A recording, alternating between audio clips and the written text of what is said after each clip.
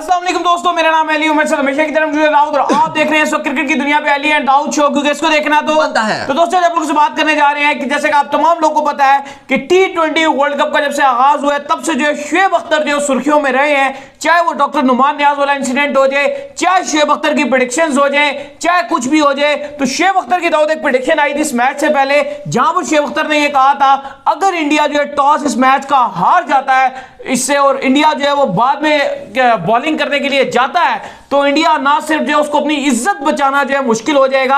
ये उन्होंने मीडिया पर आकर बात की थी, लेकिन आज जो है जिस तरीके का टीम इंडिया ने परफॉर्म किया है तो शुएब अख्तर की पहली प्रेडिक्शन वैसे इस वर्ल्ड कप पे गलत साबित हुई है। सही बात वैसे है। ओवरऑल तो उनकी प्रेडिक्शन सही रहती है। तो बात करेंगे, अगर आप मेरे चैनल पर फर्स्ट टाइम आए हैं तो चैनल को लाजमी सब्सक्राइब करें, साथ में बेल आइकन बजाना ना भूलिएगा। और अभी तक अगर आपने दराज ऐप को डाउनलोड नहीं किया तो कर लीजिए। खैर है। हाँ, तो बात का आगाज करते हैं जी, बताइए जी। अच्छा, मैं आपको एक मजे की बात बता दूं शुएब अख्तर के ऊपर तस्करा करने से पहले कि जिस तरह हम बात कर रहे थे और हमने मिड इनिंग में भी आए थे और हमने ये बात की थी कि अगर 99 रन पर अली अगर अफगानिस्तान की पूरी टीम आउट हो जाती तो इंडिया लगभग 110-11 रन से जो है वो इस मैच को जीत जाता और उस सूरत में इंडिया का जो नेट रन रेट था अली वो सबसे बेहतर हो जाता। अगर आप देखो इंडिया का प्लस 0.93 हो जाता, अफगानिस्तान का 0.92 रहता और न्यूजीलैंड का 0.82 रहता। लेकिन अभी क्योंकि क्लोज मार्जिन चला गया 66 रन से जो है वो आप कह लें कि जीत मिली है भारत को। ठीक है, फर्क पड़ा है, काफी फर्क पड़ा है, लेकिन अभी भी जो है वो अफगानिस्तान मतलब जो इंडिया चाहता था उस रन रेट पे इंडिया नहीं फिनिश कर सका और मौका था। असल में मैं बात ये कर रहा हूं कि मौका था इंडिया के पास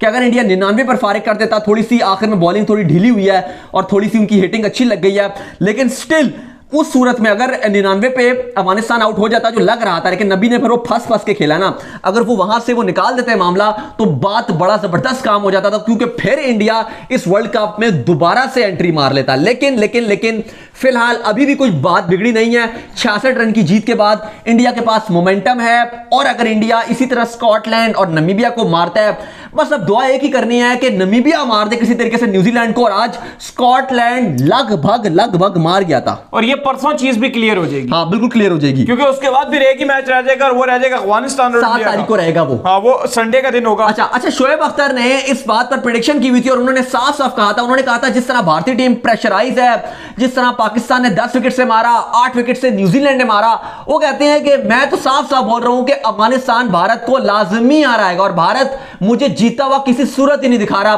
तो आज भारतीय टीम ने वो भी कर दिखाया और शुएब अख्तर को गलत साबित कर दिया एक बार फिर। जो शुएब ने साफ कहा था कि भाई पाकिस्तान तो चले क्वालिफाई कर गया, लेकिन उन्होंने कहा था कि भारतीय टीम इस बार अफगानिस्तान से भी जो है वो हार जाएगी, लेकिन ऐसा नहीं हुआ और उन्होंने कहा था बहुत बुरी तरीके से अफगानिस्तान हराएगा, जिस तरह के उनके स्पिनर हैं, इनकी इज्जत जो है वो बचाना मुश्किल हो जाएगा। लेकिन आज देख लें कि भारत ने अपनी ना सिर्फ इज्जत बचाई है बल्कि ऊपर भी पहुंचाई है और अब team India back in style आ चुका है इस T20 वर्ल्ड कप की रेस में। बाकी है, ठीक है, अभी रास्ता थोड़ा सा लंबा है, रास्ता थोड़ा सा मुश्किल नजर आ रहा है, दूर नजर आ रहा है, लेकिन वही बात है कि रास्ता वो बड़ा नहीं होता जब आप चल रहे हो, जब आप फाइट कर रहे हो तो वो रास्ता बड़ा नहीं होता, वो मुश्किल होती है जब हिम्मत हार जाए। तो इंडिया 2 बड़े matches, back to back matches world cup में हारने के बाद प्रेशर एक्सट्रीम पे पहुंच चुका था और उस प्रेशर को यूटिलाइज किया विराट एंड रोहित एंड को ने।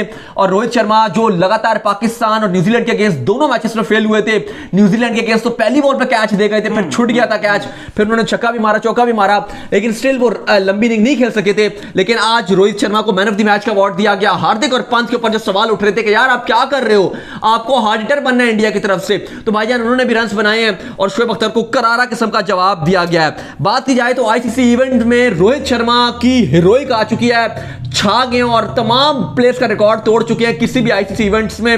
रोहित शर्मा बता रहे हैं कि भाई मैं ही बेस्ट हूं और मेरे से बेहतर नजर नहीं आ रहा। दोबारा से इंडिया जो अपने सही मायनों में जिस तरह की टीम इंडिया थी बैक इन फॉर्म आ गई है। हाँ, बैक इन फॉर्म आ गई और वर्ल्ड कप 2019 के अंदर आपको पता होगा कि रोहित शर्मा जो है हाईएस्ट रन स्कोरर थे।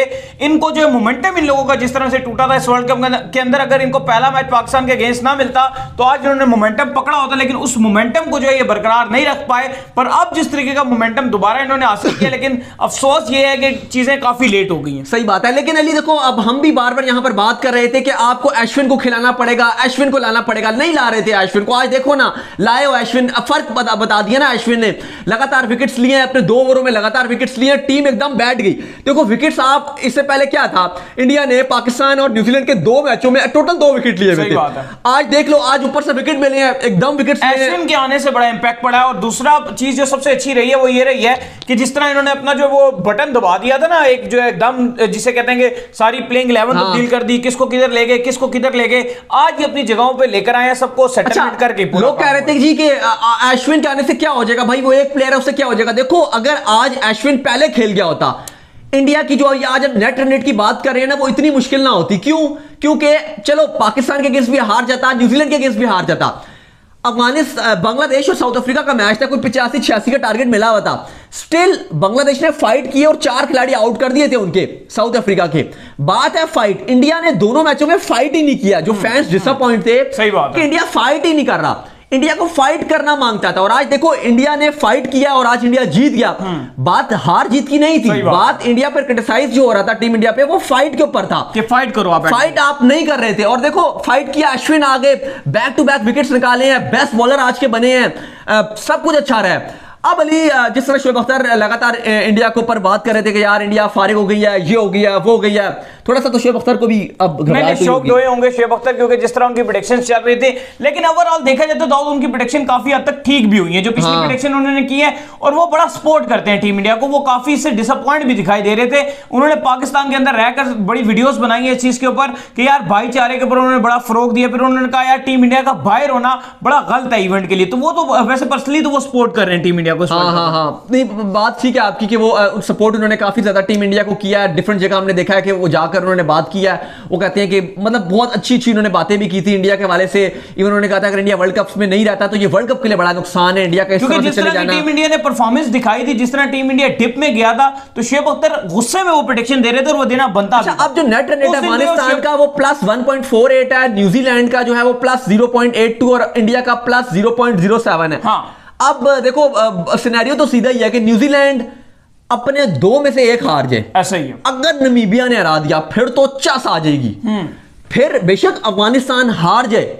अच्छा, इसमें बड़ा फिट सीन हो गया। अगर न्यूजीलैंड नमीबिया से हार गया ना, तो फिर आप दुआ ये करो कि न्यूजीलैंड अफगानिस्तान को भी हरा दे, और उस सूरत में इंडिया अगर इंडिया हल्का सा भी अगर बेहतर रन रेट से हराता है, थोड़े बहुत भी 40-50 से भी हराता है, तो इंडिया क्वालिफाई कर जाएगा।